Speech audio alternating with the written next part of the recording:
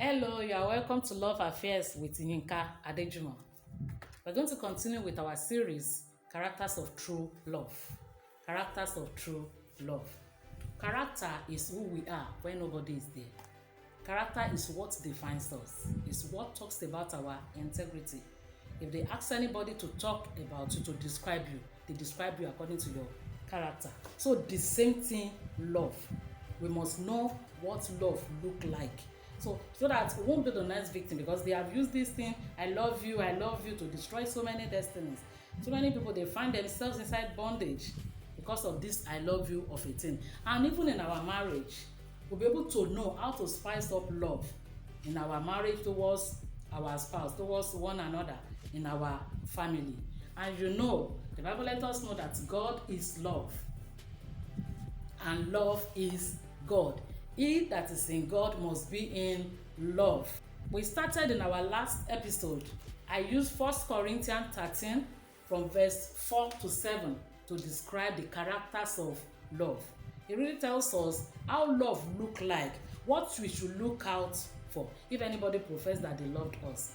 And in our first episode, I mentioned that love is kind, that love is patient. To be kind means you are generous, you are helpful, you care about other person's feelings.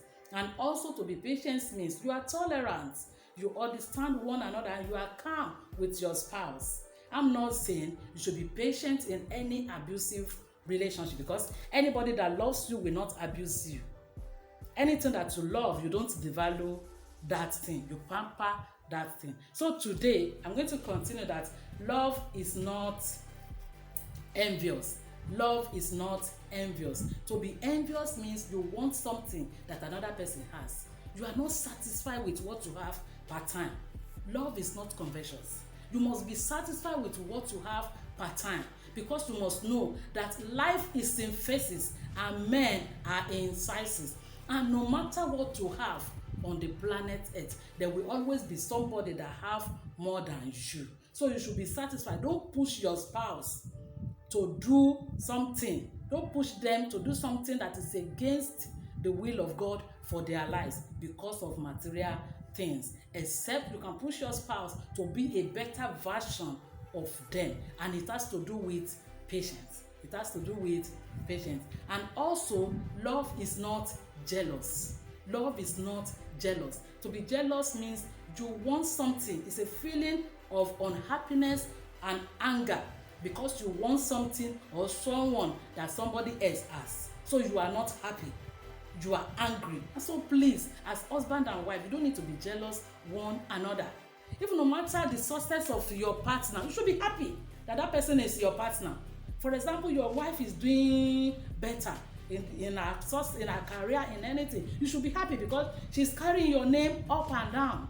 And in our relationship, you don't need to jealous that person that you're in a relationship with. And as a single person, look out. That person that you're in a relationship with is the person jealous of you. Even in our relationship, anybody that is jealous of you will tend to tear you down. When you just achieve something, instead of the person to be happy with you, you say, is it only you that can sing? Is it only you that can do it? But this time, you are happy now. Is it only you? That is it. And he can even tell you, okay, let's go out. And you're just talking about that something that God just did through you. It's all right now. I've heard it. Please, mark it out. At the same time, anybody that is jealous of you will not take your advice. That is a sign of jealousy. Anybody that is jealous of you will undermine your success.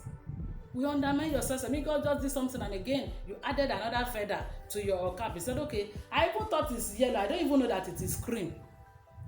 Yellow or no yellow, one feather. They don't add one feather. You don't add one feather. So all these things, please look at it. Anybody that is jealous of you will always be competing with you. They will always copy you. They will be engaging in petty arguments with you. You will be wondering, what did I do to this person? Even in our relationship, there's so many husband and wife that they used to jealous one another. And this is the Bible said, jealousy, they say, is the beginning of all hatred. Jealousy is the beginning of all hatred, and it can be the root of violence in any home, because a jealous person is an insecure somebody. Is the person you are in a relationship with, is he a secured somebody? Number one thing that a woman needs in their marriage is security. So when you now marry somebody that is not secure, an insecure person will not allow you to fulfill your dream. It will not allow you to soar. It's vice versa, please. And so it is not love. Love is not jealous. And also, love is not rude. Love is not rude. Love is not rude. Love doesn't behave unmannerly. Love doesn't behave unmannerly. You understand? Love is not offensive. It's not embarrassing. It's not unpleasant. You behave anyhow to people because you love that person. You treat the friends of that person anyhow, the family of that person, because the person loves you. No, that is not love. And if the person cannot do without me now, it's because the person loves me. Even in our marriage, husband and wife, we need to respect one another. You don't behave rudely to one another in your marriage. It will make you not to enjoy your marriage or your relationship or your spouse. So love is not rude. Love is not ill-mannered. It's not unkind. It's not ungentle. It's not rough. It's not harsh. It's not impolite. It's not indecent. It's not love. Check it out in your marriage and in your relationship. And also, love is not selfish. A selfish person is myself, me, myself, and I. Don't marry a selfish person, because in marriage and in a relationship, they always go after anything that will profit them. Anything that will profit them. When you discuss with the person that you are in a relationship with, how is the person looking at it? Is it from the angle that will profit that person, or from the angle that will better the relationship or the marriage? So don't marry a selfish person. And also, love is not irritable. Love is not irritable, because no matter who you marry, no matter how you people love one another, you will step on each other's toes. You will step on each other's toes. Is the person that you are married, that you are going out with now, that prophet that he wanted to marry you, is this somebody that, okay, is happy to showcase you to people? Or maybe when two of you are going out, when you see that people are coming, he just bend down as if he's doing his or her shoe. He's doing something. I said, just be going, I'm coming. Because he didn't want people to see the two of you together. That is not love. Love is transparent. Please, let's look out to all these things. And even in our marriage, no matter the changes that we want from our spouse, please, you don't behave anyhow to one another. You don't talk to each other anyhow.